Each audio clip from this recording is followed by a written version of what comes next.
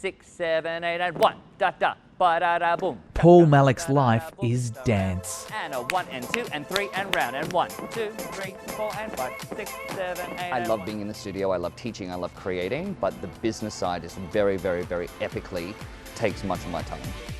With hundreds of students, sometimes fancy footwork is needed to get paid. People just sometimes fall away. And again, because we're an arts organisation, it's really challenging to talk about money. I would probably give everything away for free. I'm that kind of person. So I get myself in trouble a lot because I'm like, oh yeah, that's fine, that's fine. Some reforms to insolvency were unveiled in the budget, but they're unlikely to fix problems for many Australian companies like Paul's. And a breathe and a 2. A key change brought in just months ago allowed stretched small businesses to trade, while they got help from a restructuring advisor. But only 37 firms have taken it up. The legislation perhaps is not well understood, and it was rushed through with very little consultation. Also on the table, changes to how trusts are treated. And the Administrative Appeals Tribunal will act as an independent umpire for small business disputes with the Tax Office. We will take these disputes out of the courts and let small business get on with what they do best. One of the country's biggest debt collectors says around 80% of businesses will fail. That doesn't mean they get wound up or the proprietor goes bankrupt, but it means that that business is going to fail. It won't be viable. And this is healthy. People go into business, some fail, some win. Do you have a reference at all for me? From its office in Melbourne, Prushka collects money owed to its 50,000 clients.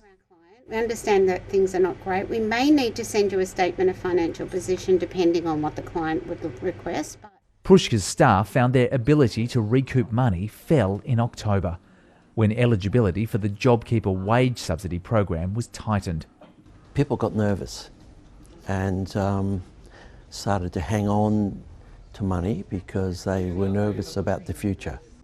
The number of insolvencies in Australia fell off a cliff last year, despite the fact there was a massive recession.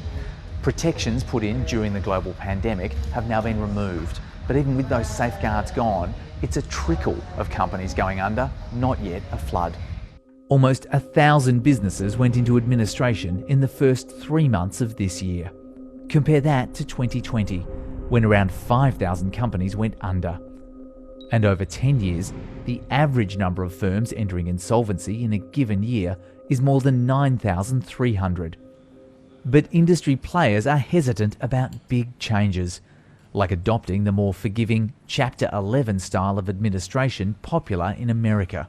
In Australia, we don't want to see companies or directors able to sort of burn everything and then start again the next day.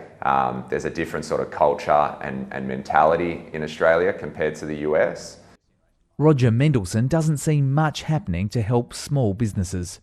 There's a feeling in government that it needs to do things. And sometimes it's healthier not to do things. It's very much about communication. We don't want to chase people for money, but sometimes you have to. After a difficult and uncertain year, nobody wants the music to stop.